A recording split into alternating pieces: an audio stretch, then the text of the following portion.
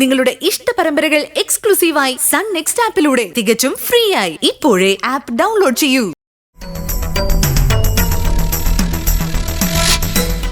സുധന് ബുദ്ധിയുണ്ട്. അല്ലെങ്കിൽ തന്നെ എന്നെ എന്റെ മക്കളെ പിണക്കിയ അവന് തന്നെയാ നഷ്ടം.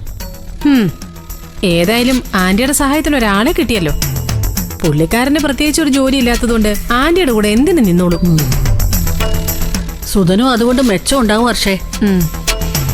വിശ്വസിച്ചു കൂടെ നിൽക്കുന്നവരെ സുശീല ഒരിക്കലും വെറും കൈയോടെ മടക്കി അയക്കില്ല. ഞാനെന്ന് അങ്ങോട്ട് ഇറങ്ങട്ടെ ഹർഷേ. ഒരു ഓട്ടോ വിളിച്ചേ സുധന്റെ വീട്ടിൽ പോണം. അവൻ കൂടെ വരാൻ തയ്യാറാണെങ്കിൽ ഇന്ന് തന്നെ സച്ചിസാറിനെ പോയി കാണുകയും ചെയ്യാം. എന്നാലേ ശരി ആന്റി. ആന്റി വൈകിക്കണ്ട, ഇറങ്ങിക്കോ. പോയിട്ട് വരാൻ രവി. സുധനെ കിട്ടിയത് കൊണ്ട് ഇന്ദ്രന്റെ സഹായം ഇല്ലാതെ സത്യന്റെ കല്യാണം ഞാൻ നടത്തും. അതെ, ഇന്ദ്രന് പകരമായി സുധനെ കാണുന്നത് ഇത്തിരി കടന്ന കൈയല്ലേ ആന്റി? ഇന്ദ്രനെ വിളിച്ചെടുത്ത് കിട്ടാതായ ആന്റി പിന്നെ എന്ത് ചെയ്യണം രവിയേട്ടാ? ഇപ്പൊ തീരുമാനിച്ച മുഹൂർത്തത്തിൽ തന്നെ എനിക്ക് എന്റെ സത്യന്റെ കല്യാണം നടത്തണം. അതിന് എന്റെ കൂടെ നിൽക്കുന്ന ഒരാളായിട്ടേ ഞാൻ സുധനെ കണ്ടിട്ടുള്ളൂ. എങ്കിൽ കുഴപ്പമില്ല. മേല് നൊന്തവരെ വിശ്വസിച്ചാലും മനസ്സ് നൊന്തവരെ വിശ്വസിക്കരുതെന്ന് പറയുന്നത് കേൾക്കാറുണ്ട്. എന്റെ രവിയേട്ടാ, രവിയേട്ടൻ ഇത് ആരോടായി പറയുന്നേ? സുശീലാന്റി ഇതെല്ലാം കലക്കി കുടിച്ച് നിൽക്കുന്ന ആളാ. സുധനങ്ങളല്ല, അയാളേക്കാൾ വലിയവൻ വിചാരിച്ചാലും ആന്റിക്കെതിരെ ഒന്നും ചെയ്യാൻ പറ്റില്ല. ആന്റി പോയി ആന്റിയുടെ കാര്യങ്ങളൊക്കെ നോക്ക്. ഈ രവിയേട്ടനെ ആന്റിയെ ശരിക്കും മനസ്സിലാക്കിയിട്ടില്ലെന്ന് തോന്നുന്നു. സമയം കിട്ടുമ്പോ നീ ഒന്ന് പറഞ്ഞു കൊടുക്ക ഹർഷൻ. ശരി.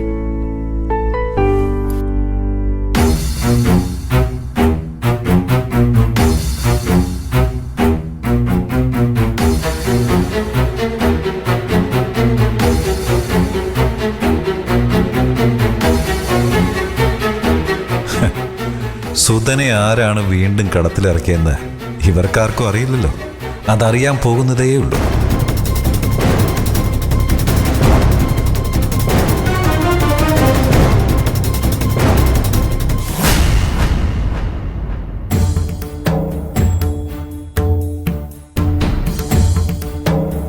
വിനയനെ എത്രയും വേഗം എവിടെയെങ്കിലും ഒന്ന് പിടിച്ചിരുത്തണമല്ലോ ഏട്ടാ. അല്ലെങ്കിൽ അവനെ നമുക്ക് വീണ്ടും കൈവിട്ടു പോകും.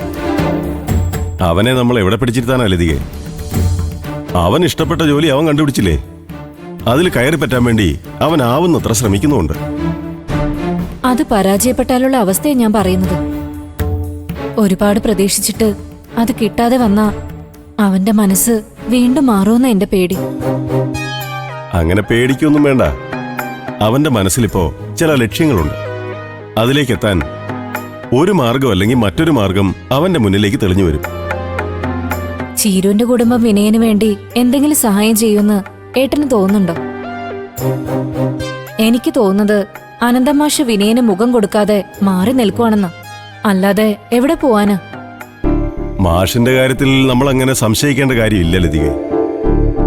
ഒരാൾ നേരായ വഴിക്ക് വരുന്നതിനോ രക്ഷപ്പെടുന്നതിനോ അദ്ദേഹം ഒരിക്കലും തടസ്സം നിൽക്കുമെന്ന് എനിക്ക് തോന്നുന്നില്ല. വിനയം പറഞ്ഞതുപോലെ മാഷ് ഫോൺ പോലും കയ്യിലെടുക്കാതെ എങ്ങോട്ടോ പോയതിന് കുടുംബപരമായി വേറെന്തൊക്കെയോ കാരണങ്ങളുണ്ടാകും.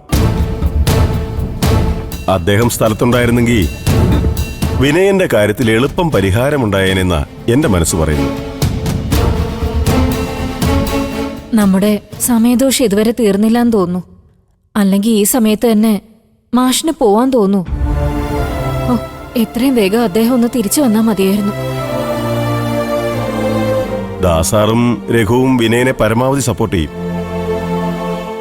പക്ഷെ അവന്റെ മാറ്റം ചീരുവിനെ ബോധ്യപ്പെടുത്തുന്നത് അവർക്ക് ബുദ്ധിമുട്ടാകും. അതിന് മാഷ് തന്നെ വേണം.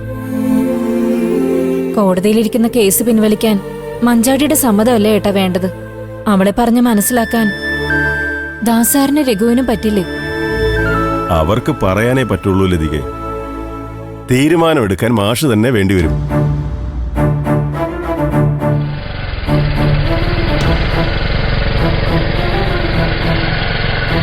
ഏട്ടാ വിനയം വന്നെന്ന് തോന്നുന്നു. ഏട്ടൻ അവനോട് ക്ഷമയോടെ കാത്തിരിക്കാൻ പറയണം. മാഷ് തിരിച്ചു വരുന്നതോടെ എല്ലാ പ്രശ്നങ്ങൾക്കും പരിഹാരമാകുമെന്ന് അവന് പ്രതീക്ഷ നൽകണം. അതൊക്കെ ഞാൻ വേണ്ടതുപോലെ ചെയ്തോളാം. നീ അത് തന്നെ ഓർത്ത് വെറുതെ BP കൂട്ടണ്ട.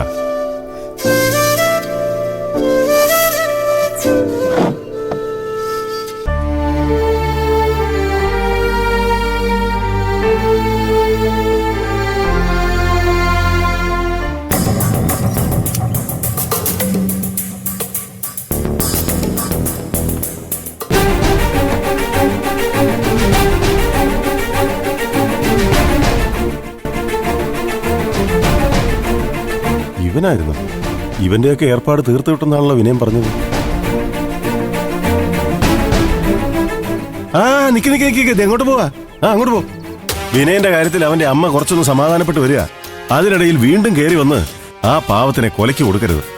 അയ്യോ അങ്കളെ, ഞാൻ പ്രശ്നത്തിനൊന്നും വന്നതല്ല. വിനയനെ കണ്ടൊരു കാര്യം സംസാരിക്കാൻ വന്നതാ. എന്റെ പൊന്നു മോനെ, നിങ്ങൾ തമ്മിൽ സംസാരിക്കാനുള്ളതൊക്കെ നേരത്തെ സംസാരിച്ച് പിരിഞ്ഞതല്ലേ? ഇനി വേണ്ട. അങ്കളെ, ഞാൻ ജസ്റ്റ് വിനയനൊന്ന് കണ്ടു പൊക്കോളാം, പ്ലീസ്. നടക്കില്ല മോനെ. വിനയൻ ഇവിടെ ഇല്ല. അവൻ പുറത്തെന്തോ കാര്യത്തിന് പോയിരിക്കുക. നിനക്ക് അത്രയ്ക്ക് അത്യാവശ്യമാണെങ്കിൽ അവനെ ഫോണിൽ വിളിച്ച് സംസാരിച്ചോ. ഞാൻ വിളിച്ചു അങ്കളെ, വിനയൻ കോൾ എടുത്തില്ല. അതാ, അവന് നിന്നോട് സംസാരിക്കാൻ താല്പര്യമില്ല. പിന്നെ ഇതിനെ വെറുതെ ശല്യം ചെയ്യുന്നേ. അങ്ങോട്ട് പോയേ. ഇല്ല അങ്കളെ, വിനയനോടെ ഉണ്ട്. അവന്റെ വണ്ടിയിൽ എവിടെ ഉള്ളത്? ഞാനെന്നെ കണ്ടിട്ടേ പോകും. കാണാൻ പറ്റത്തില്ലെന്നല്ലേ പറഞ്ഞേ? നീ അങ്ങോട്ട് പോണ്ട. നീ അങ്ങോട്ട് പോയേ. ഞാൻ കണ്ടിട്ടേ വേണ്ട, പോകും. നീ ആരെ കാണണ്ട. പോ. ഞാൻ പ്രശ്നത്തിൽ വന്നൊന്നുമല്ല. നിന്നോട് പറയുന്നില്ല, പ്ലീസ്. പോയിന്റെ. അമ്മേ, ഒന്ന് വിട്.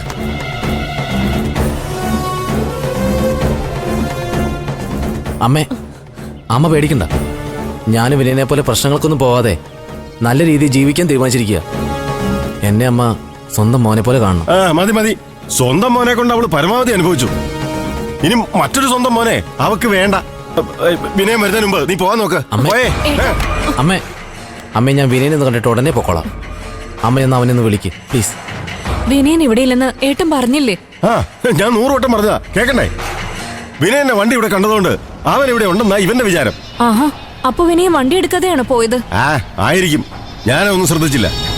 ഇപ്പൊ നിനക്ക് മനസ്സിലായല്ലോ അവനോട് ഇല്ലെന്ന്. വേഗം സ്ഥലം വിടാൻ നോക്ക്. ഏട്ടാ. വന്നേ വന്നേ. അയ്യോ, പോയേ. ഏട്ടാ. അങ്കളെ, പ്ലീസ്. അങ്കളെ ഒന്ന് നടക്കടാ അങ്ങോട്ട്. ഏട്ടാ,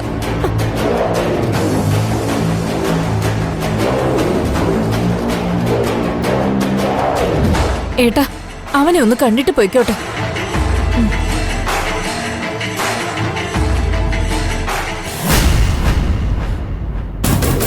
വിനയ്, ഞാൻ നിന്നെ കുറെ വിളിച്ചു, നീ ഫോൺ എടുത്തില്ല.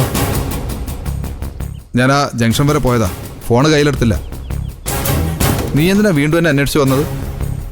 നമ്മൾ സ്റ്റേഷനിൽ വെച്ച് കൈ കൊടുത്ത് പിരിഞ്ഞതല്ലേ? അതെ, ആ ഒരു ഫ്രണ്ട്ഷിപ്പ് വെച്ചിട്ടാണ് വിനയ ഞാൻ വന്നത്. അല്ലാതെ വേറെ ഒരു ദുരുദ്ദേശവും ഇല്ല. അതൊക്കെ ഇപ്പൊ പറയും. ഇവനെ വിശ്വസിച്ച് നീ കൂടെ പോയാ കുഴിയിൽ വീണാലെ തിരിച്ചറിയൂ. അങ്ങളൊന്നും മിണ്ടാതിരിക്കും.